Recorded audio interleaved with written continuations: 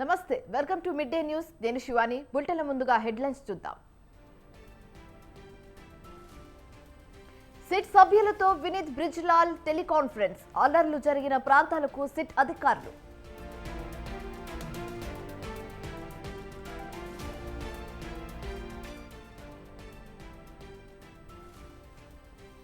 నేడు రేవంత్ రెడ్డి అధ్యక్షతన తెలంగాణ కేబినెట్ భేటీ. కాసేపట్లో మేడిగడ్డపై సీఎం సమీక్ష.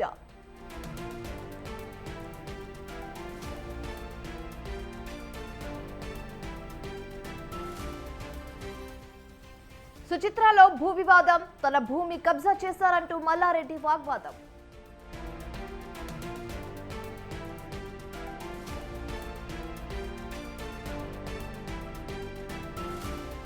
తెలంగాణ ఈఏపీసీఈటీ ఫలితాలు విడుదల. ఇంజనీరింగ్ లో 78% ఉత్తీర్ణత.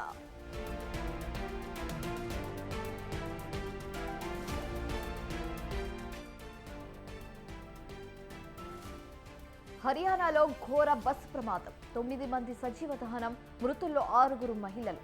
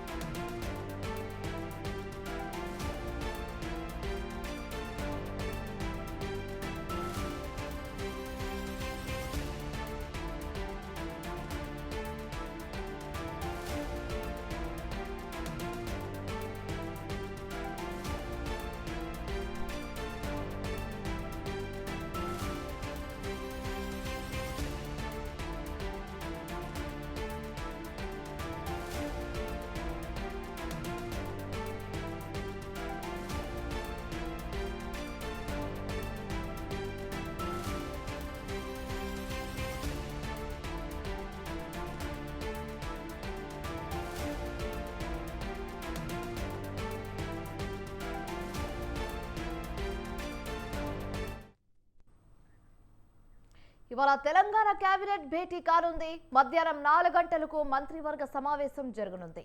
ఎన్నికల కోడ్ ఉండడంతో ప్రభుత్వం కేబినెట్ భేటీపై 2 రోజుల క్రితమే ఈసీకి సమాచారం ఇచ్చింది. అయితే ఇప్పటి వరకు కేంద్ర ఎన్నికల సంఘం నిర్ణయం ప్రకటించలేదు. మధ్యాహ్నం వరకు ఈసీ అనుమతి వస్తుందని అంటున్నారు.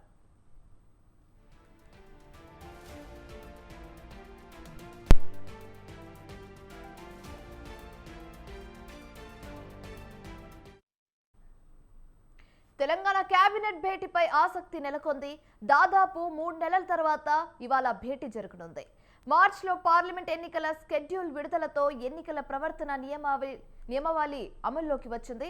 అప్పటి నుంచి కీలక నిర్ణయాలు తీసుకోవడంలో ఎన్నో ప్రతిబంధకాలు ఎదుర్కొన్న ప్రభుత్వం రాష్ట్రంలో ఎన్నికలు ముగియడంతో పాలనపై దృష్టి పెట్టింది. దీంతో ఇవాళ జరిగే మంత్రిమండలి సమావేశంపై రాష్ట్ర వ్యాప్తంగా ఆసక్తి నెలకొంది.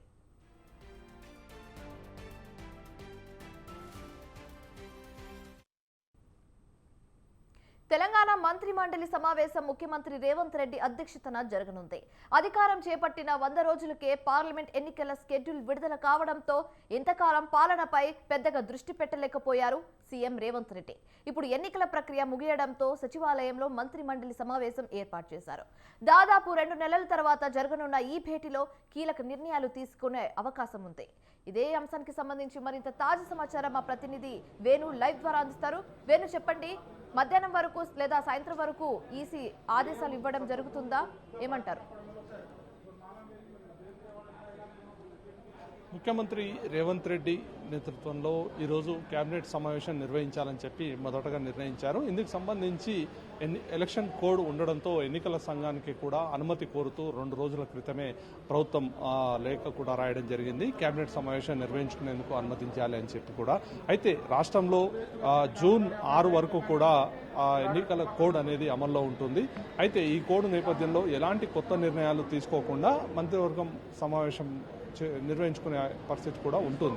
అయితే ముఖ్యంగా ఈరోజు నిర్వహించేటువంటి ఈ సమావేశంలో మంత్రిమండలికి సంబంధించి ముఖ్యంగా ఏదైతే తెలంగాణ రాష్ట్రం ఏర్పడి జూన్ 2 నాటికి 10 ఏళ్ళు అవుతుంది. అయితే అపష్కృతంగా ఇప్పటి వరకు పునర్విభజనలో పరిష్కరించినటువంటి అంశాలు ఏవైతే ఉన్నాయో వాటన్నిటిని పరిష్కరించాలి, ఆ దిశగా అధికారులు కూడా ముందుకు వెళ్లాలని చెప్పి ఇప్పటికే ముఖ్యమంత్రి చెప్పడం జరిగింది. ఇందుకు సంబంధించి అపష్కృతంగా ఉన్నటువంటి సమస్యలు ఏవైతే ఉన్నాయో వాటిపై ఈరోజు జరిగేటువంటి కేబినెట్ సమావేశంలో చర్చించే అవకాశం ఉంటుంది. ఇక మరోవైపు ఏదైతే ఆగస్టు 15 లోపు రైతులకు రుణమాఫీ చేస్తామని చెప్పి ముఖ్యమంత్రి హామీ ఇవ్వడం జరిగింది. అందులో భాగంగా రుణమాఫీకి సంబంధించి నిధులు ఏ విధంగా సమీకరించాలి ఏంటి అనే దానిపైన కూడా కేబినెట్ సమావేశంలో చర్చించే అవకాశం ఉంది. ఇక మరోవైపు ఏదైతే రానున్న విద్యా సంవత్సరం జూన్ నుండి ప్రారంభం కాబోతోంది, ఈ విద్యా సంవత్సరానికి సంబంధించి పాఠ్య పుస్తకాలు, అలాగే పిల్లలకు స్కూల్ యూనిఫామ్స్, అలాగే స్కూళ్ళకు సంబంధించి స్థితిగతులు ఎలా ఉన్నాయి ఏంటి అనే దానిపైన కూడా ప్రధానంగా ఈ కేబినెట్ సమావేశంలో చర్చించబోతున్నారు. ఇక మరోవైపు ఏదైతే జూన్లో ఈ స్కూల్ ప్రారంభమవుతుండగా వీటికి సంబంధించి కూడా ఒక స్పష్టమైన విద్యా విధానంతో ముందుకు వెళ్ళాలి అని చెప్పి కూడా రాష్ట్ర ప్రభుత్వం భావిస్తోంది. అందుకు సంబంధించినటువంటి అంశాలు కూడా ఇందులో చర్చించనున్నారు. మరోవైపు ధాన్యం కొనుగోలుకు సంబంధించి కూడా మంత్రివర్గంలో చర్చించే అవకాశం ఉంటుంది. ఇప్పటికే అందరు రైతులు కూడా పొలాల నుండి మార్కెట్కి తీసుకువచ్చారు. రానున్న వర్షాకాలం నేపథ్యంలోనే ముందుగా వర్షాలు పడే కన్నా ముందుగానే ధాన్యాన్ని అక్కడి నుండి తరలించే విధంగా ఎలాంటి చర్యలు తీసుకోవాలి ఏంటి. మరోవైపు రానున్నటువంటి వర్షాకాలం నేపథ్యంలో ఇక ధాన్యం కొనుగోలు ప్రక్రియను వేగవంతం చేసి రైతులకు ఎలాంటి సమస్య లేకుండా చూడాలని చెప్పి రాష్ట్ర ప్రభుత్వం భావిస్తుంది. ఇక మరోవైపు ఏదైతే రుణమాఫీ చేయాలని చెప్పి రైతులకు సంబంధించి నిర్ణయం తీసుకుందో దానికి సంబంధించి రాష్ట్ర ప్రభుత్వం కూడా ఆదాయ వనరులను పెంచుకునే దిశగా ఏ విధంగా ముందుకు వెళ్ళాలి. ఒకవైపు ఎక్సైజ్ అలాగే రిజిస్ట్రేషన్ల శాఖకు సంబంధించి ఇప్పటికే ముఖ్యమంత్రి రివ్యూ కూడా నిర్వహించారు. అవసరమైతే భూముల ధర పెంపు కూడా చేయాలని చెప్పి కూడా రాష్ట్ర ప్రభుత్వం భావిస్తోంది.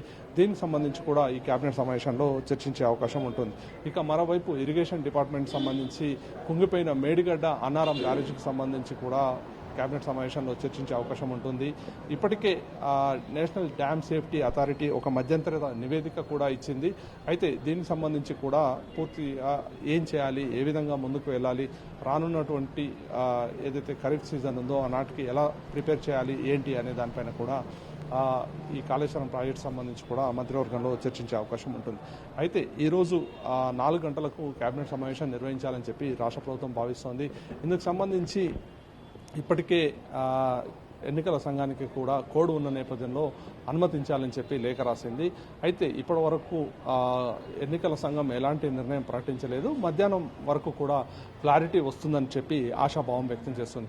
ఒకవేళ ఎన్నికల సంఘం అనుమతించకపోతే మాత్రం మంత్రులు కూర్చొని గత 3 నెలల తర్వాత ఈరోజు భేటీ అయ్యి రాష్ట్రంలో ఉన్నటువంటి పరిస్థితులు, రానున్నటువంటి వర్షాకాల నేపథ్యంలో ఏ విధంగా ముందుకు వెళ్ళాలి ఏంటి అనే దానిపైన కూడా ప్రధానంగా చర్చించే అవకాశం ఉంటుంది. అయితే ఒకవేళ ఎన్నికల సంఘం అనుమతించినా కానీ కొత్త నిర్ణయాలు ఏవి కూడా తీసుకునే అవకాశం ఉండదు. ఎందుకు అంటే ఎన్నికల కోడ్ ఉన్న నేపథ్యంలో కొత్త స్కీమ్లు ప్రకటించే అవకాశం ఉండదు. ఉన్నటువంటి స్కీమ్స్ని ఏ విధంగా ఇంప్లిమెంట్ చేయాలి, అలాగే రాష్ట్రంలో ఉన్నటువంటి పరిస్థితులు ఏంటి, రాష్ట్రంలో ప్రజలు ఎదుర్కొంటున్న సమస్యలపై దృష్టి సారించే అవకాశం ఉంటుంది. Right, thanks for the updates Venu.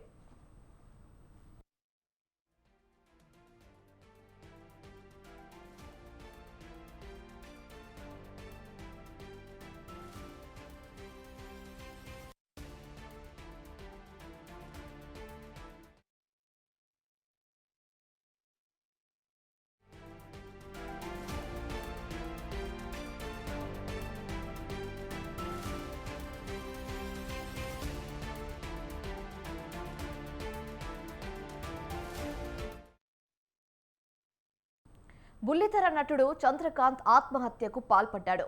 ఆయన 3నయనితో పాటు పలు సీరియల్స్ లో నటిస్తున్నారు. ఆయనకు భార్య, 2 పిల్లలు ఉన్నారు. కానీ కుటుంబ సభ్యుల కారణంగా వారికి దూరంగా ఉంటున్నారు. 4 రోజుల క్రితం 3నయని సీరియల్ నటి పవిత్ర జయరాంతో కలిసి ఆయన బెంగళూరు నుంచి కారులో వస్తుండగా మహబూబ్ నగర్ వద్ద జరిగిన రోడ్డు ప్రమాదంలో ఆమె మరణించారు. చంద్రకాంత్ కు గాయాలయ్యాయి. దీంతో మానసికంగా కుంగిపోయిన ఆయన హైదరాబాద్లోని Manikonda municipality Alkapur road number 20లో ఉన్న అపార్ట్మెంట్లోని తన ఫ్లాట్లో సీలింగ్ ఫ్యాన్ కు డోర్ కాటన్ తో ఉరివేసుకుని ఆత్మహత్యకు పాల్పడ్డాడు. స్నేహితులు మధ్యాహ్నం నుంచి పలుమార్లు ఫోన్ చేసినా స్పందించకపోవడంతో ఫ్లాట్ కు వచ్చి చూసి ఆత్మహత్య చేసుకున్నట్లు గుర్తించారు.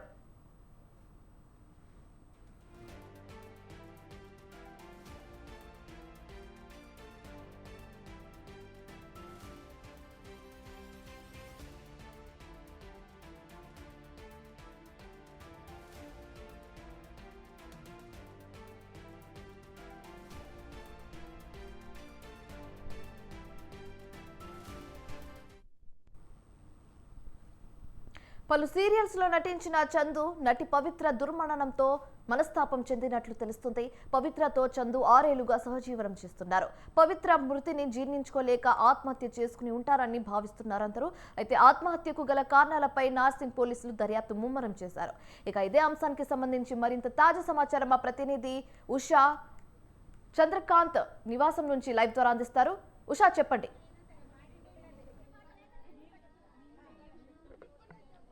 శివాని బుల్లితెర నటుడు, అలాగే ఎన్నో సీరియల్స్లో అందరినీ ప్రేక్షకులను ఏదైతే ఇంటికి పరిమితమైనటువంటి ప్రేక్షకులు ప్రతి ఒక్కళ్ళ హృదయాల్ని చూరగొన్నటువంటి నటుడు చంద్రకాంత్ నిన్న సాయంత్రం బలవన్మరణానికి పాల్పడ్డారు. వారం రోజుల క్రితం ఎవరైతే పవిత్ర జయరాం చనిపోయిన ఇన్సిడెంట్ నుంచి అతను డిప్రెషన్లోకి ఫుల్ వెళ్ళిపోయి అందులోంచి బయటపడలేక తాను ఆత్మహత్యకు పాల్పడుతున్నట్టు నిన్న కొన్ని ఏదైతే మెసేజెస్ ఏదైతే సోషల్ మీడియాలో ట్విట్టర్లో అలాగే ఏదైతే ఇన్స్టాగ్రామ్ ఈ రెండిట్లో కూడా పోస్ట్ చేస్తూ తను ఇంకా తన ఏదైతే పవిత్ర జయరామ్ జన్మదినం సందర్భంగా నన్ను పవి పిలుస్తోంది అన్న కోణంలో ఒక చాటింగ్ రూపంలో తను మెసేజ్ పెట్టి బలవన్మరణానికి పాల్పడ్డారు.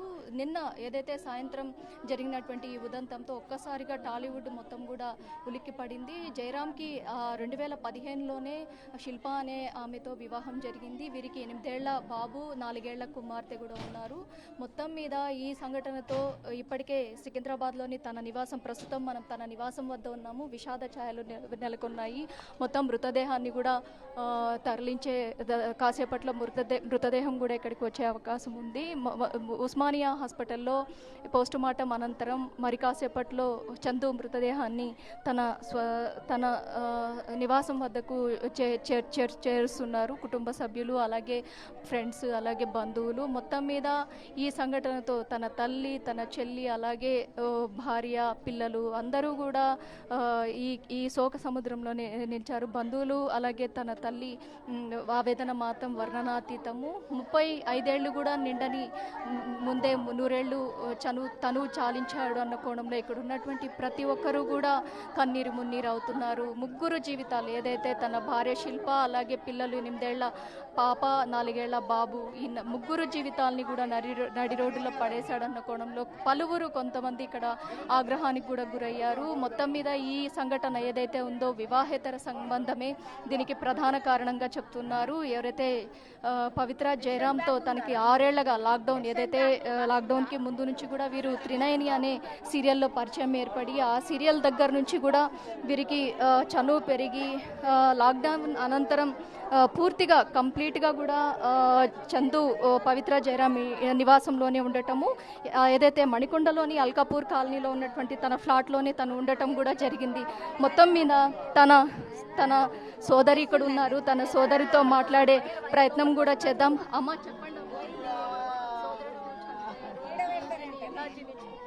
ఏమో ఇంకా నమ్మబుద్ధి అయితలేదండి, నమ్మబుద్ధి అవ్వట్లేదండి. మేము ఇంకా డైజెస్ట్ చేసుకోలేకపోతున్నాము. ఇంకా మా అన్నని ఇంకా చూడలేదండి. ఇప్పుడు ఏం చెప్పలేమండి, సారీ ప్లీజ్ అండి.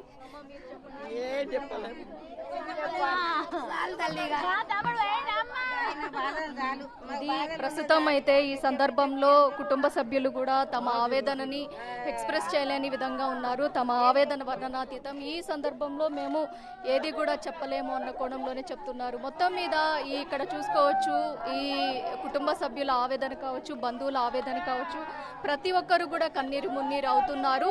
ఓవరాల్గా ఈ సంఘటనకి సంబంధించి, ఘటనకి సంబంధించి తాను కొన్ని ఏళ్లుగా కూడా తన భార్యతో కూడా కలిసి ఉండడం లేదు అన్న ఆరోపణలు కూడా వస్తున్నాయి. మొత్తం తన భార్యని కూడా కొన్ని ఏదైతే యూట్యూబ్ ఛానల్స్ ఇంటర్వ్యూ చేసిన క్రమంలో వారు కూడా పేర్కొనడం జరిగింది.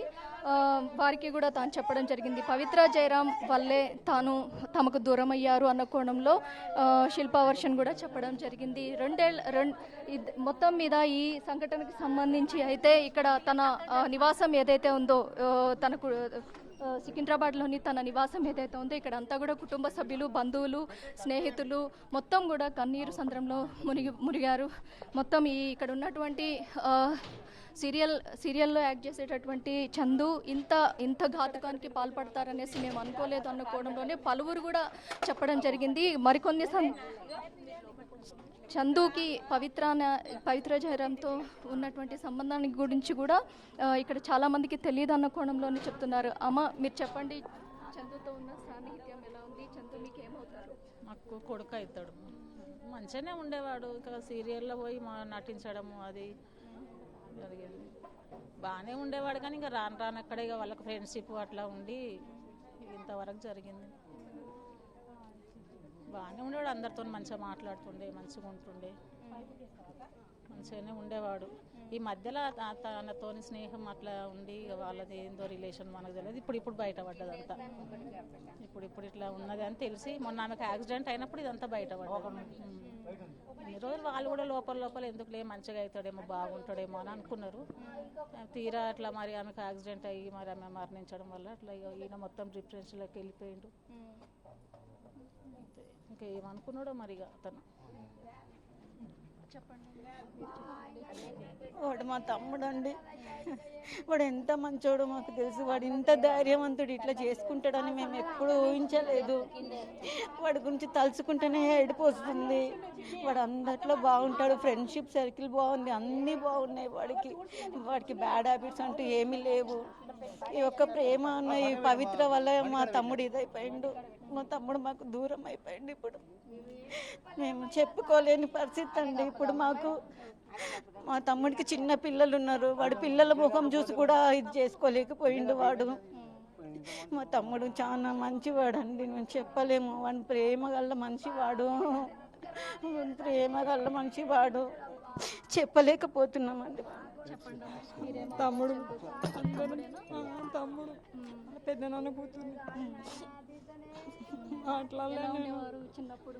చాలా జాయిల్గా ఉండేవాళ్ళం, ఫ్రెండ్స్ లాగా ఉండేవాళ్ళం. వాడు ఇట్లా చేసిండే మాకు 16 మంది నుంచి వాడు ఒక్కడు వెళ్ళిపోయాడు.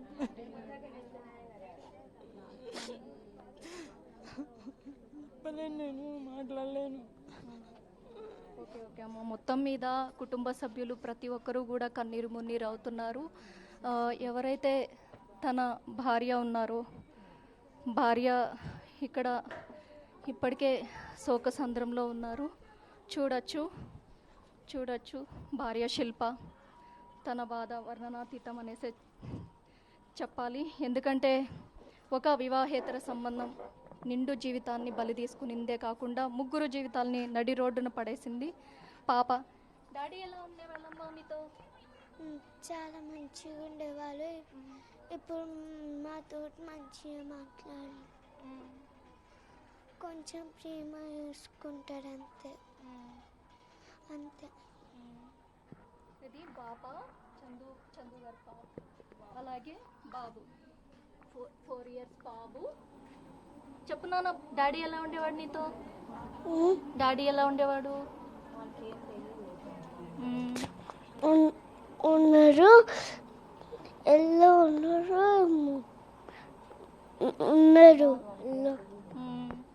చిన్ని పిల్లలు. చూసుకున్నట్టయితే ఈ వివాహేతర సంబంధం ఏదైతే ఉందో పవిత్ర జయరాం తను యాక్సిడెంట్లో మరణించడం వల్లే చాలామందికి కూడా ఇక్కడ ఉన్నటువంటి బంధువులు ప్రతి ఒక్కరికి కూడా ఈ వివాహేతర సంబంధం గురించి కావచ్చు, చందు గురించి కావచ్చు, పలు అన్నీ కూడా బయటికి రివీల్ అవ్వటం జరిగింది. తన భార్య శిల్ప కూడా ఎక్కడ కూడా బంధువులకు కావచ్చు, తన తల్లిదండ్రులు కావచ్చు, ఎవరికి కూడా ఈ వివాహేతర సంబంధం చెందుకున్న విషయాన్ని ఎక్కడ కూడా రివీల్ చేయలేదు. అంత గోప్యతగా ఉంది. ఎందుకంటే తనకి ఒక ఆడపిల్ల ఉంది అన్న కోణంలో మొత్తాన్ని కూడా గోప్యతగా ఉంచింది. చందుని కూడా చాలా సేఫ్ జోన్లో కూడా ఉంచినట్టుగా తెలుస్తుంది. మొత్తం మీద ఈ బుదంతం ఏదైతే ఉందో 35 ఏళ్ళు కూడా నిండని చందు బలవన్మరణానికి పాల్పడడం అనేది మాత్రం ఈ కుటుంబానికి తీరని లోటుగానే కనిపిస్తోంది. Shivani. Right, thanks for the update సుషా.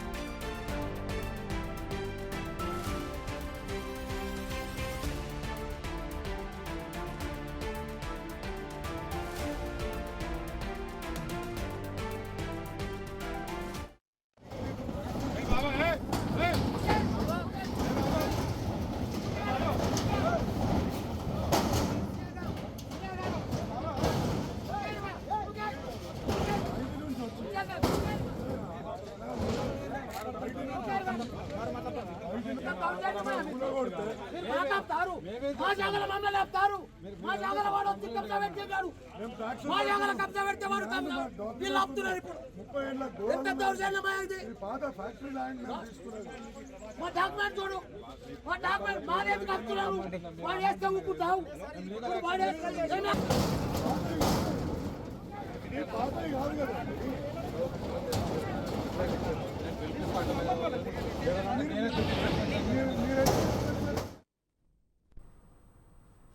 మాజీ మంత్రి మల్లారెడ్డిని పేట్ బషీరాబాద్ పోలీసులు అదుపులోకి తీసుకున్నారు.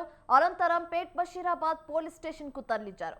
హైదరాబాద్ సుచిత్ర పరిధిలోని సర్వే నంబర్ 82లో భూ వివాదం చోటు చేసుకుంది. మాజీ మంత్రి మల్లారెడ్డికి ఇతరులకు మధ్య భూ వివాదం నెలకొంది.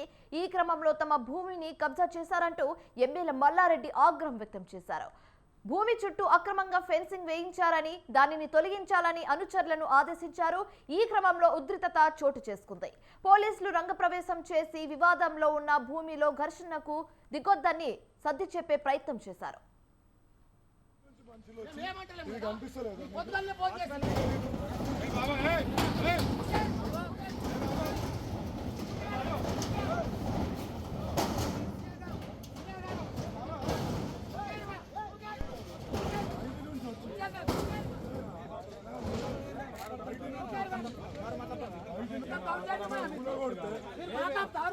మా జాగల మమ్మల్ని ఆపుతారు.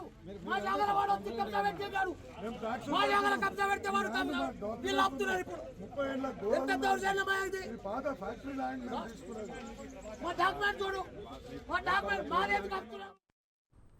తమ భూమిలో ఫెన్సింగ్ వేస్తే చూస్తూ ఎలా ఊరుకుంటామంటూ పోలీసులతో మల్లారెడ్డి వాగ్వాదానికి దిగారు. కేసు పెడితే పెట్టుకోండి, నా స్థలాన్ని కాపాడుకుంటానంటూ ఆగ్రహం వ్యక్తం చేశారు. పోలీసుల ముందే మల్లారెడ్డి అనుచరులు ఫెన్సింగ్ ను కూల్చివేశారు.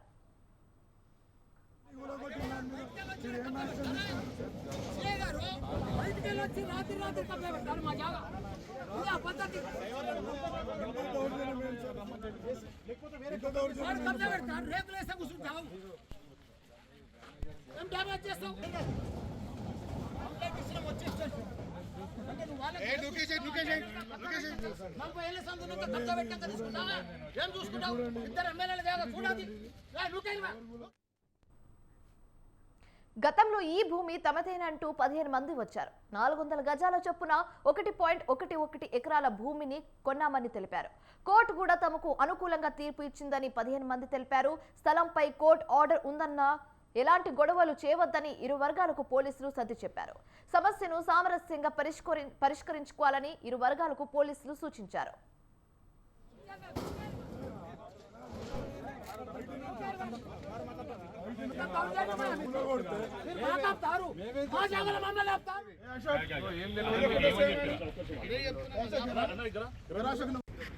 బండి వచ్చింది నైట్ లో వచ్చి తీసుకొట్టేసారు.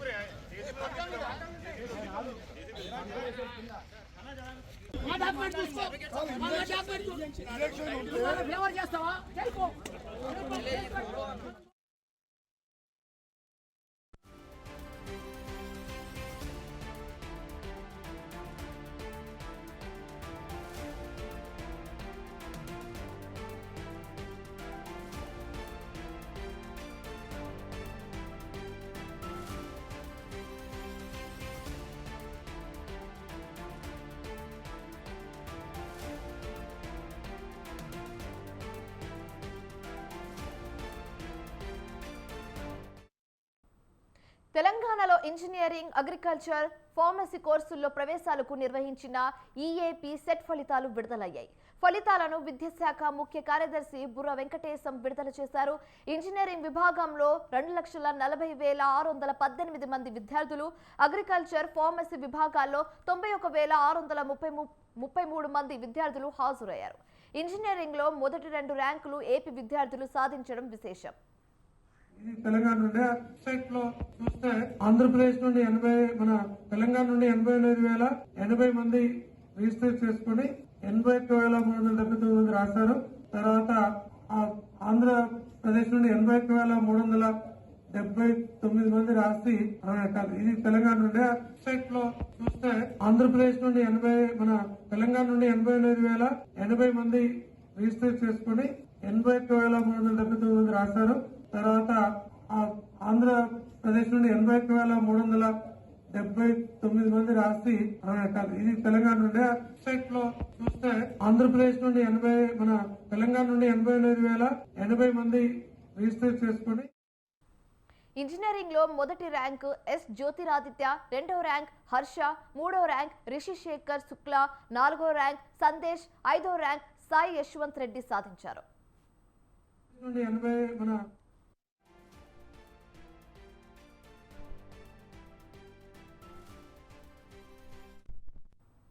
అగ్రికల్చర్ ఫార్మసీలో మొదటి ర్యాంకు ప్రణీత, 2వ ర్యాంక్ రాధాకృష్ణ, 3వ ర్యాంక్ శ్రీవర్షిని, 4వ ర్యాంక్ సాకేత్ రాఘవ్, 5వ ర్యాంక్ సాయి వివేక్ కి వచ్చింది.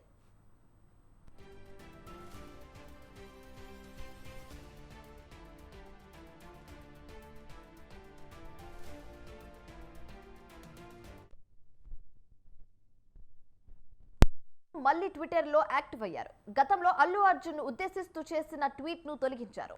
ఆ ట్వీట్ ను డిలీట్ చేశానని చెప్తూ మరో ట్వీట్ చేశారు. అంతకుముందు నాగబాబు చేసిన ట్వీట్ రాజకీయ దుమారం రేపింది. ఏపీ సార్వత్రిక ఎన్నిక వేళ అల్లు అర్జున్ పవన్ తరఫున కాకుండా తన స్నేహితుడు వైసీపీ నేత శిల్ప రవిచంద్రారెడ్డిని గెలిపించాలని ప్రచారం చేశారు. అయితే దీనిపై మెగా అభిమానులు, జనసేన శ్రేణులు అల్లు అర్జున్ పై మండిపడ్డారు.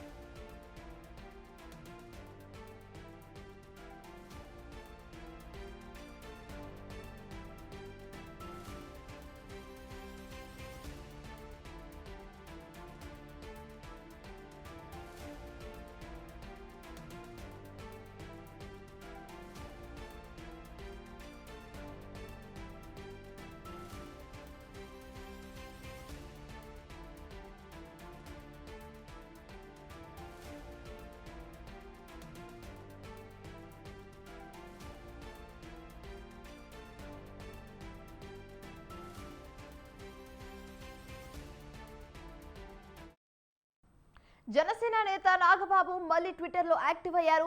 గతంలో అల్లు అర్జున్ ను ఉద్దేశిస్తూ చేసిన ట్వీట్ ను తొలగించారు. ఆ ట్వీట్ ను డిలీట్ చేశానని చెప్తూ మరో ట్వీట్ చేశారు. అంతకుముందు నాగబాబు చేసిన ట్వీట్ రాజకీయ దుమారం రేపింది. ఏపీ సార్వత్రిక ఎన్నికల వేళ అల్లు అర్జున్ పవన్ తరఫున కాకుండా తన స్నేహితుడు వైసీపీ నేత శిల్ప రవిచంద్రారెడ్డిని గెలిపించాలని ప్రచారం చేశారు. అయితే దీనిపై మెగా అభిమానులు, అలాగే జనసేన శ్రేణులు అల్లు అర్జున్ పై మండిపడ్డారు.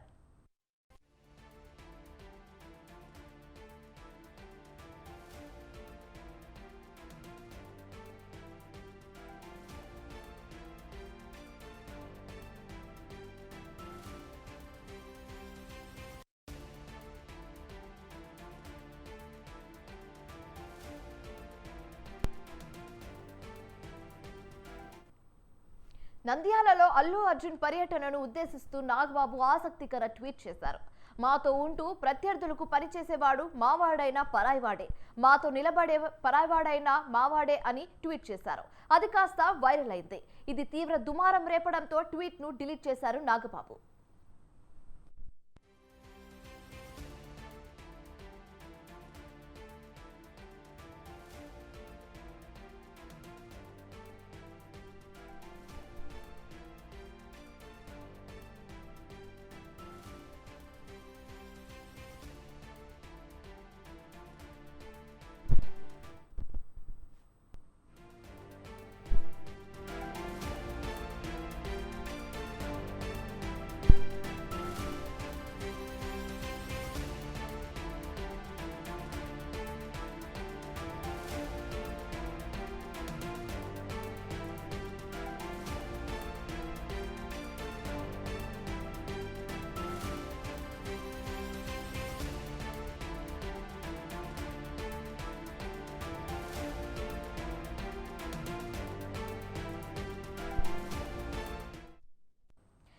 బ్రేకింగ్ న్యూస్ చూస్తున్నాం. కృష్ణా జిల్లా గన్నవరం పోలీసులు ఎన్ఆర్ఐ డాక్టర్ లోకేష్ ను అదుపులోకి తీసుకున్నారు. గత రాత్రి ఆయన సీఎం జగన్ ను అడ్డుకునేందుకు విమానాశ్రయానికి వచ్చారని పోలీసులు చెబుతున్నారు.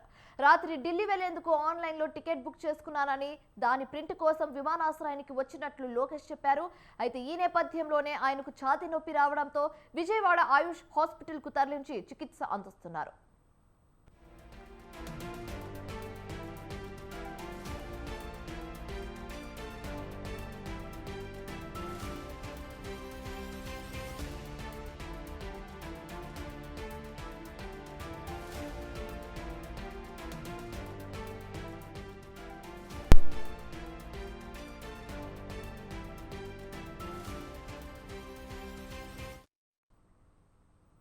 బీఆర్ఎస్ నేత వినోద్ మీడియాతో మాట్లాడుతున్నారు. ఇప్పుడు లైవ్ లో చూద్దాం. అంటే ఉన్నదే గుంటలేడు బోనసేడు అడుగుతాం అయ్యా అని ఏడుస్తున్నారు రైతులు. కాబట్టి మీరు ఇవాళ క్యాబినెట్లో కూడా ఏదైతే తడిసిన ధాన్యం రైతుల దగ్గర ఉన్నదో అదంతా కూడా కనీస మద్దతు ధరకు కొనాలని చెప్పి కూడా మేము డిమాండ్ చేస్తున్నాం. చివరిగా మళ్ళీ చెప్తున్నాను, గెలిచినటువంటి శాసనసభ్యుని కానీ, కొత్తగా మొదటిసారి గెలిచినటువంటి శాసనసభ్యుని కానీ, పార్లమెంట్ సభ్యుడు కానీ, ముఖ్యమంత్రి కానీ అంచనా వేసేది ఫస్ట్ 6 months. ఇంకా మీకు కేవలం 10 రోజులే బాకీ ఉన్నది. కాబట్టి మంచిగా ఆలోచించండి. రైతుల పక్షాన ఏవైతే మీరు హామీలు ఇచ్చిండ్రో ఆ హామీల్ని అమలు చేయండి అని చెప్పి ఒక బాధ్యతాయుతమైనటువంటి రాజకీయ పార్టీ తరఫున నేను మిమ్మల్ని కోరుతున్నాను. జై తెలంగాణ.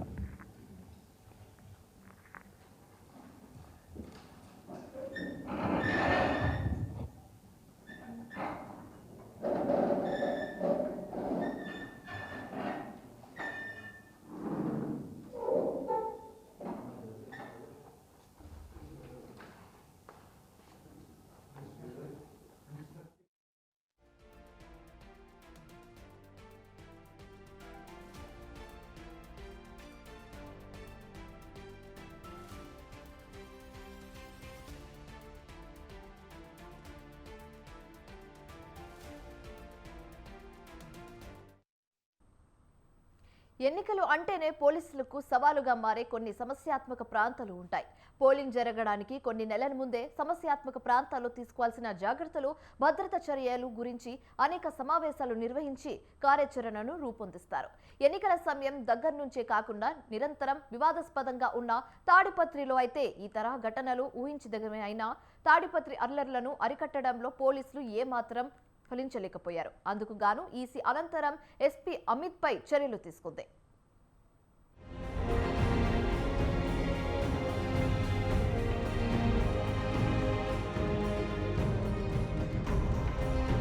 అనంతపురం జిల్లా తాడిపత్రి నియోజకవర్గ కేంద్రంలో పోలింగ్ రోజు ఆ తర్వాత జరిగిన హింసాత్మక చర్యలను అరికట్టడంలో పోలీసులు విఫలమైనందుకు ఎన్నికల కమిషన్ చర్యలు తీసుకుంది. జిల్లా ఎస్పీతో పాటు తాడిపత్రి డీఎస్పీ గంగయ్య, సిఐ మురళీకృష్ణను సస్పెండ్ చేసింది.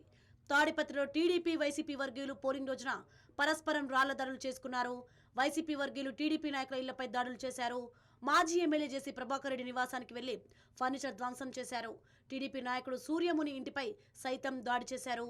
మరోవైపు జేసీ ప్రభాకర్ రెడ్డి కార్యాలయంలోని కంప్యూటర్ ఆపరేటర్ దాసరి కిరణ్ ను డీఎస్పీ చైతన్య ఆదేశాలతో పోలీసులు విచక్షణారహితంగా కొట్టారు.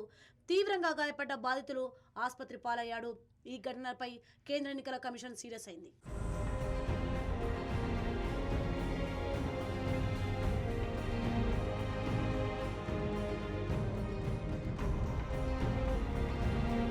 దీంతో సిఈసి ఏపీ రాష్ట్ర ప్రభుత్వ ముఖ్య కార్యదర్శి డీజీపీని ఢిల్లీకి పిలిపించి మాట్లాడింది. సిఈసి ఆదేశాల మేరకు SP Amit Bardar, DSP Gangaiah, CI మురళీకృష్ణపై సస్పెన్షన్ వేటు వేశారు. వీరిపై శాఖాపరమైన విచారణకు ఆదేశించాడు. తాడిపత్రిలో పరిస్థితిని అదుపులోకి తీసుకురావడానికి 5 జిల్లాల ఎస్పీలతో పాటు డీఎస్పీలను కూడా తాడిపత్రికి పంపారు. ఇందులో ఒకరైన డీఎస్పీ చైతన్యను నియమించడం ఇక్కడ వివాదాస్పదం అవుతోంది. గతంలో తాడిపత్రి డీఎస్పీగా విధులు నిర్వహించిన చైతన్యపై అధికార పార్టీకి అనుకూలంగా ఉన్నాడనే ఆరోపణలపై ఆయనను బదిలీ చేశారు. ఇటీవల జరిగిన అల్లర్ల నేపథ్యంలో తాడిపత్రికి రప్పించడంపై విపక్షాలు బగ్గుమన్నాయి. అంతేకాకుండా జేసీ కార్యాలయంలో కంప్యూటర్ ఆపరేటర్గా విధులు నిర్వర్తిస్తున్న కిరణ్ను విచక్షణారహితంగా కొట్టారు. అతనికి తీవ్ర రక్తస్రావం కావడంతో ఆయన్ను అనంతపురం ప్రభుత్వ ఆసుపత్రికి తరలించారు.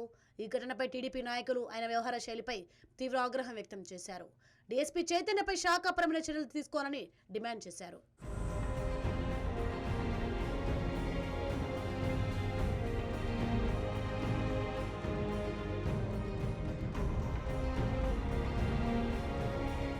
ఎన్నికల సమయంలో తాడిపత్రిలో ఏ స్థాయిలో గొడవలు జరుగుతాయో తెలియంది కాదు. అలాంటి ప్రాంతంలో హింస చెలరేగుతుందని ఊహించడం పెద్ద కష్టమేమీ కాదు. కానీ కొత్తగా వచ్చిన డీఐజీ ఎస్పీకి ఈ విషయం గురించి స్పెషల్ బ్రాంచ్ చెప్పలేదా అన్న చర్చ నడుస్తోంది. పోలింగ్ రోజున గొడవలు మొదలైతే మరుసటి రోజు వరకు నియంత్రించలేకపోవడం విస్మయం కలిగిస్తోంది. డీఎస్పీ చైతన్యం గతంలో తాడిపత్రిలో ఎలా వ్యవహరించారో అందరికీ తెలుసు. అలాంటి అధికారిని అల్లర్లు జరిగే సమయంలో తీసుకురావడం మరో తప్పిదం. ఆయన వ్యవహార శైలి గురించి ఎస్పీ డీఐజీకి చెప్పాల్సిన బాధ్యత స్పెషల్ బ్రాంచ్ వారిదే. డీఎస్పీ చైతన్య లాంటి అధికారి తాడిపత్రికి వెళితే వివాదాలు సద్దుమనగడం మాని కొత్త సమస్యలు తలెత్తుతాయని పోలీస్ శాఖలో ఎవరిని అడిగినా చెబుతారు. కానీ ఆయన్నే తాడిపత్రికి పంపించారు.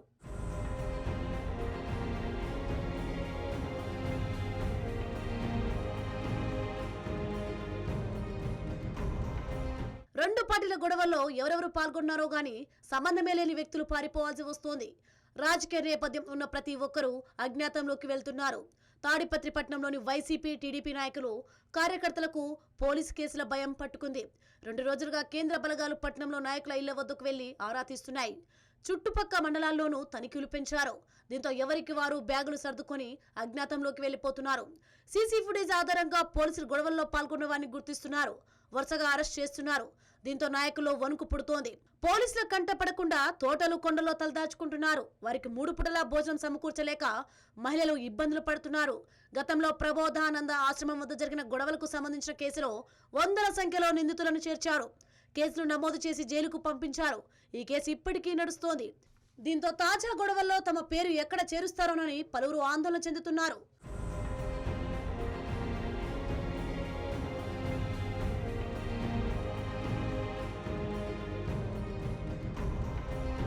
తాడిపత్రి పట్టణానికి చుట్టుపక్కల గ్రామాలు పుట్లూరు, ఎల్లనూరు, పెద్దపప్పూరు, యాడికి మండలాలు రైతులు, చిరు వ్యాపారులు ప్రతిరోజు వస్తుంటారు. నిత్యావసరాలు, పరికరాలు, మందుల కొనుగోలు చేస్తుంటారు. వ్యవసాయ దిగుబడులను మార్కెట్కు తెచ్చేవారు ఉంటారు. పోలీసుల ఆంక్షలతో వీరందరూ తీవ్ర ఇబ్బందులు ఎదుర్కొంటున్నారు. పట్టణానికి రావాలంటే చెక్ పోస్ట్ వద్ద తమ గుర్తింపు కార్డులను చూపించాల్సి వస్తోందని అంటున్నారు. గుర్తింపు కార్డులు లేని వారి పోలీసులు వెనక్కి పంపుతున్నారు. తాడిపత్రి గొడవలకు సంబంధించి పోలీసులు ఇప్పటి వరకు 91 మందిపై ఐపీసీ సెక్షన్ 307 కింద కేసులు నమోదు చేసి అరెస్ట్ చేశారు. వారిని నిన్న ఉరవకొండ కోర్టులో హాజరుపరిచారు. నిందితుల్లో టీడీపీకి చెందిన 54 మంది, వైసీపీకి చెందిన 37 మంది ఉన్నారు. అరెస్ట్ అయిన వారిలో టీడీపీకి చెందిన మల్లికార్జున రెడ్డి, పవన్ కుమార్ రెడ్డి, వైసీపీకి చెందిన బొంబాయి రమేష్ నాయుడు, బాలా రమేష్ బాబు, కంచం రామ్మోహన్ రెడ్డి, జావిద్ ఖాద్రి, నాగభూషణం తదితరులున్నారు.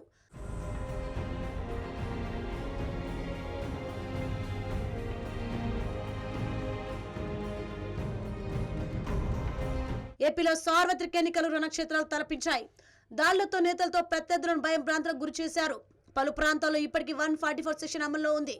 మరోవైపు భద్రతా వైఫల్యాల కారణంగా పోలీసు ఉన్నతాధికారులపై ఈసీ చర్యలకు దిగింది.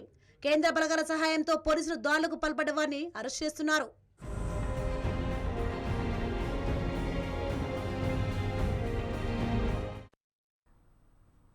ఆంధ్రప్రదేశ్లో అసెంబ్లీ, పార్లమెంట్ ఎన్నికల సందర్భంగా చెలరేగిన హింస విషయంలో కేంద్ర ఎన్నికల సంఘం కఠిన చర్యలు తీసుకుంది. ముందస్తు జాగ్రత్తలు తీసుకోవడంలో అల్లర్లు చెలరేగకుండా కట్టడి చేయడంలో విఫలమయ్యారంటూ 3 ఎస్పీలు, 1 కలెక్టర్పై వేటు వేసింది. ఈ మొత్తం వ్యవహారంలో సంబంధిత అధికారులను బాధ్యులుగా గుర్తిస్తూ రాష్ట్ర ప్రభుత్వం నివేదిక ఇవ్వడంతో సిఈసి ఆదేశాలను జారీ చేసింది. అంతేకాదు, ఫలితాలు వెలువడిన 2 వారాలకు వరకు కేంద్ర బలగాలు గస్తీ కాయనున్నారు.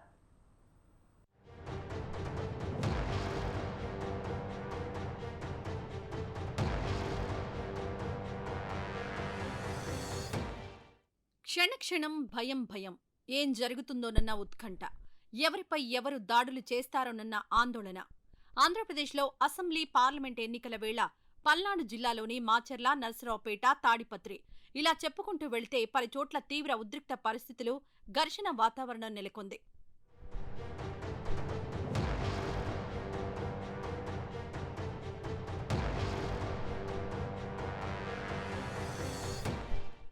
కారణాలేవైనా పోలింగ్ సందర్భంగా ఓటింగ్ అయిపోయిన తర్వాత కూడా రాళ్లు రువ్వుకోవడమే కాదు, వాహనాల ధ్వంసం, నేతలపై దాడులతో బయటకు రావాలంటేనే భయం అనే పరిస్థితులు పలుచోట్ల తలెత్తాయి. దీపక్ మిశ్రా అనేటువంటి రిటైర్డ్ అధికారి, ఐపీఎస్ అధికారి ఎన్నికల పర్యవేక్షకుడుగా వచ్చాడు. అతను వచ్చిన దగ్గర నుంచి బెజవాడలో దిగాడు. కాలు పెట్టిన దగ్గర నుంచి తెలుగుదేశం పార్టీతో చట్టాపట్టాలేసి తిరిగేటువంటి రిటైర్డ్ ఐపీఎస్ అధికారులందరి దగ్గరికి, విష్ణువర్ధన్ అని చెప్పిన గుంటూరులో ఒక అధికారి ఉన్నాడు, అతని దగ్గరికి అర్ధరాత్రి పూట చీకట్లో ఎందుకు వెళ్ళాడు డిన్నర్, అతనితో తెల్లవారులు ఎందుకు కూర్చున్నాడు, ఏం పార్టీ చేసుకున్నారు, ఆ పార్టీలో ఏం మాట్లాడుకున్నారు, ఎక్కడి నుంచి ఆదేశాలు తీసుకున్నారు, ఇవన్నీ కూడా మాకు సందేహాలంటే ఎందుకు వెళ్ళావు, అక్కడ ఏం మాట్లాడుకున్నావు, అతను చంద్రబాబుతో బాగా తరచుగా కలుస్తుంటాడు కదా, ఆ అధికారి ఇంటికి నువ్వు ఎన్నికల అబ్జర్వర్గా వచ్చి ఆ విష్ణువర్ధన్ అధికారి ఇంటికి ఎందుకు వెళ్ళావు, వెళ్ళి నువ్వేమో అక్కడి నుంచి ఎంతమందిని నువ్వు కలిసావు, రిటైర్డ్ అయిన ఐపీఎస్లు, తెలుగుదేశం పార్టీతో చట్టా పట్టాలేసి తిరిగేటువంటి రిటైర్డ్ ఐపీఎస్ ఆఫీసర్ల ఇంటికి ఎంతమందికి నువ్వు వెళ్ళావు, కాల్ డేటా ఏంటి తీయాల్సిన అవసరం ఉంది. గవర్నర్ గారు చెప్పాం, కాల్ డేటా కూడా తీయించండి. ఎంతమంది జిల్లా ఎస్పీలను బెదిరిస్తున్నాడు, థ్రెటన్ చేస్తున్నాడు, తెలుగుదేశం పార్టీకి అనుకూలంగా మీరు పనిచేయమని చెప్తున్నాడు. ఎంత దుర్మార్గం అంటే గవర్నర్ గారు కూడా ఆశ్చర్యపోయారు. బొత్స సత్యనారాయణ గారు చెప్పారు, సార్ ఒక సిఐని తెలుగుదేశం పార్టీ వాళ్ళు ఇంత రాళ్లెట్టి కొడితే తలకాయ బయలుపోయి ఆడ హాస్పిటల్లో ఉంటే మంచం మీద ఉన్నవాడిని సస్పెండ్ చేశాడు. ఇది పోలీసు వ్యవస్థ. అయితే ఈ దాడిలో విధ్వంసాలు, ఉద్రిక్త పరిస్థితులకు కారణం కారకులు మీరంటూ ఏపీలోని అధికార విపక్షాలు ఒకరి మీద ఒకరు విమర్శనాస్త్రాలు సంధించుకున్నారు. తప్పు మీదంటూ ఎలక్షన్ కమిషన్ జోక్యం చేసుకోవాలని విజ్ఞప్తులు సైతం చేశారు. ఎప్పుడైతే ప్లేయర్స్ పక్కన అంపైర్ అనేవాడు కొంత అటు ఒక వర్గం వైపు పోతాడో అప్పుడు ఏదైనా జరిగే అవకాశాలు లేవు. మధ్యలో ప్రజలు సఫర్ అవుతారు. ఈ హింసాకాండ జరగడమో దాంట్లో ఆ సెక్షన్ ఆఫ్ పొలిటికల్ ఫోర్సెస్ ఏవైతే ఉన్నాయో డెస్పరేట్గా ఉండి రేపు కౌంటింగ్లో వచ్చే రిజల్ట్స్ చూసి మళ్ళీ డెస్పరేట్ ఇచ్చేసే అవకాశం ఉంది. కాబట్టి భద్రంగా దాన్ని ఏమంటారు తగినన్ని బలగాలు కావాలని గవర్నమెంట్ వాళ్ళు ఫీల్ అయి పెట్టిండొచ్చు. బహుశా చీఫ్ సెక్రటరీ గారు వాళ్ళ అడ్మినిస్ట్రేషన్ వాళ్ళు చూసుకునేది. మా కోరిక కూడా అదే, ఈవెన్ ప్లే గ్రౌండ్ క్రియేట్ చేయాలా. మేము లేము అధికారంలో, ఇప్పుడు అధికారంలో లేమంటే టెక్నికల్లీ ఉండొచ్చు కానీ బట్ ప్రాక్టికలీ ఏసీ పరిధిలో పనిచేస్తుంది.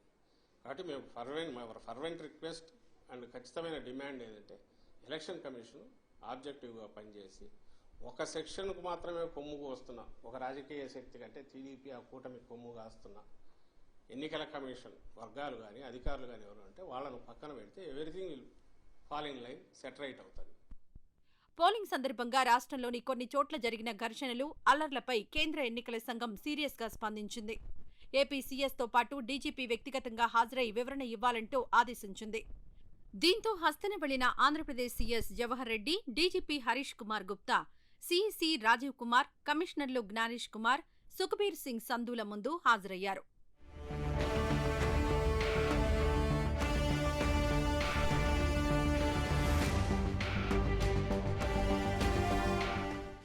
ఈ సందర్భంగా కేంద్ర ఎన్నికల సంఘం అధికారులు వీరికి పలు ప్రశ్నలు సంధించినట్లు తెలుస్తోంది.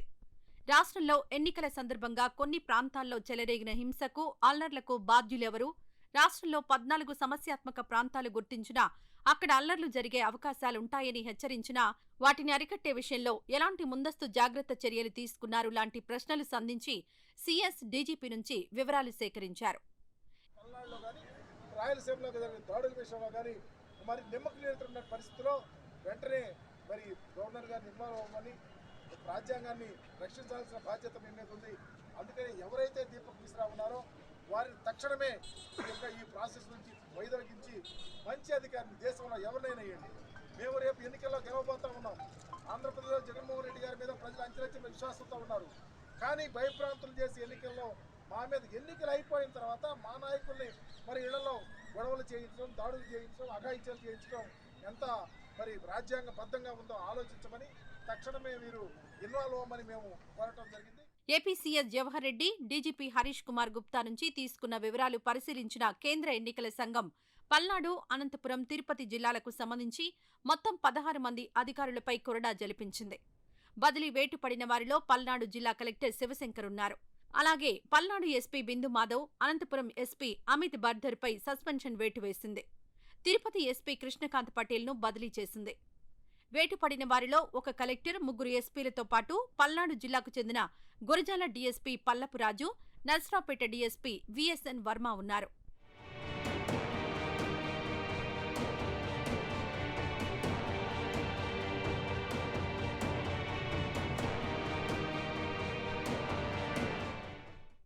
అనంతపురం జిల్లా విషయానికొస్తే తాడిపత్రి డీఎస్పీ సీఎం గంగయ్య, తిరుపతి జిల్లాను చూస్తే తిరుపతి డీఎస్పీ సురేందర్ రెడ్డితో పాటు 3 జిల్లాలకు చెందిన ఇన్స్పెక్టర్లు, ఎస్ఐలు ఉన్నారు. ఈ మేరకు కఠిన నిర్ణయం తీసుకుంది కేంద్ర ఎన్నికల సంఘం.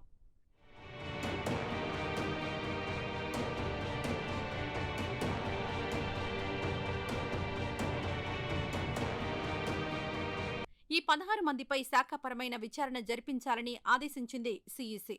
అంతేకాదు వారిపై ఛార్జ్షీట్ వేయాలని స్పష్టం చేసింది. 60 రోజుల్లోగా విచారణ పూర్తి చేసి తదుపరి చర్యల కోసం సిఫారసులతో కూడిన నివేదికనివ్వాలని ఆదేశించింది కేంద్ర ఎన్నికల సంఘం. అసలు తమ ఆమోదం లేకుండా సస్పెన్షన్ ఎత్తివేయొద్దని, శాఖాపరమైన చర్యలు నిలిపివేయొద్దని ఆదేశాల్లో స్పష్టంగా పేర్కొంది.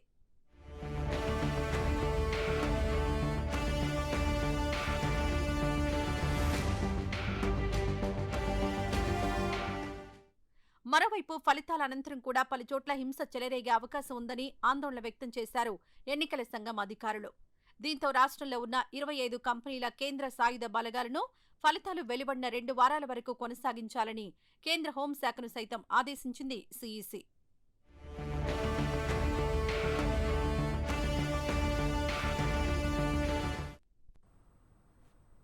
తెలంగాణలో లోక్సభ ఎన్నికల సందడి ముగిసింది.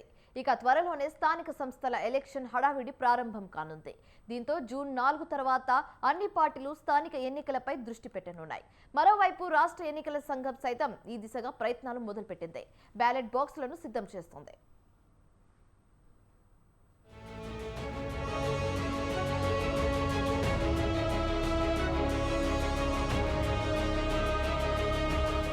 రాష్ట్రంలో పార్లమెంట్ ఎన్నికల హడావుడి ముగిసింది. జూన్ 4న ఎంపీ ఎన్నికల ఫలితాలు వెలువడనున్నాయి.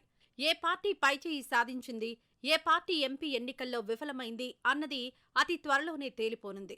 మొత్తంగా ప్రజల తీర్పు ఈవీఎంలలో నిక్షిప్తం కావడంతో ఇక రాజకీయ పార్టీల దృష్టి త్వరలోనే జరగనున్న స్థానిక సంస్థల ఎన్నికలపైకి మళ్లింది.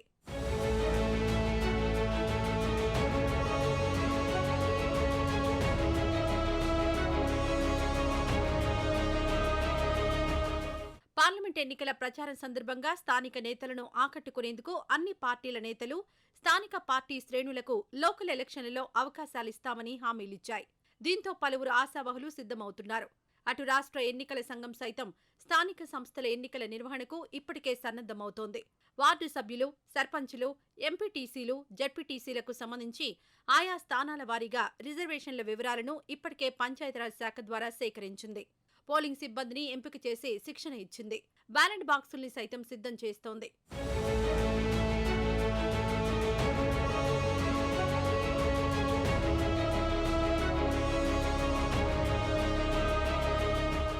రాష్ట్రంలో పార్లమెంట్ ఎన్నికలు పూర్తి కావడంతో ఇక స్థానిక సంస్థల ఎన్నికల నిర్వహణపై రాష్ట్ర ప్రభుత్వం నిర్ణయం తీసుకోవాల్సి ఉంది. అయితే ఎన్నికల నిర్వహణకు ముందుగా బీసీ రిజర్వేషన్లపై స్పష్టత రావాల్సి ఉంది. జూన్ 4 వరకు ఎన్నికల కోడ్ అమల్లో ఉంటుంది. అయితే ఆ తర్వాత రాష్ట్ర ప్రభుత్వం ఆదేశిస్తే బీసీ కమిషన్ 2-3 నెలల్లో అభిప్రాయ సేకరణ, ఇంటింటి సర్వే నిర్వహించి నివేదికను సమర్పించే అవకాశం ఉంది. ఆ తర్వాత సంబంధిత రిపోర్టును రాష్ట్ర ప్రభుత్వం ఆమోదించి రిజర్వేషన్లు ఖరారు చేసి రాష్ట్ర ఎన్నికల సంఘానికి తెలియజేస్తుంది. దాని ఆధారంగా ఎన్నికలు జరపనున్నారు.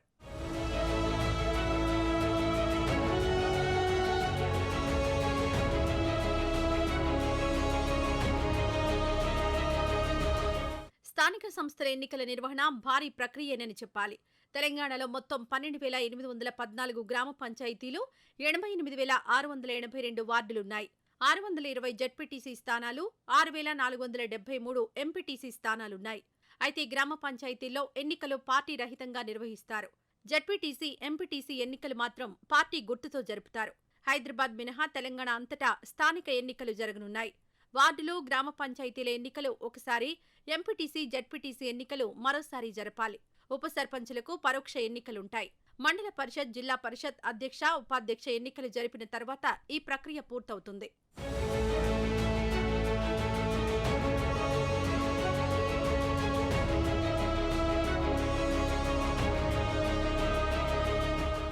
ఇప్పటికే రాష్ట్రంలో సర్పంచుల పదవీకాలం ఈ ఏడాది ఫిబ్రవరి నాటికి పూర్తయింది.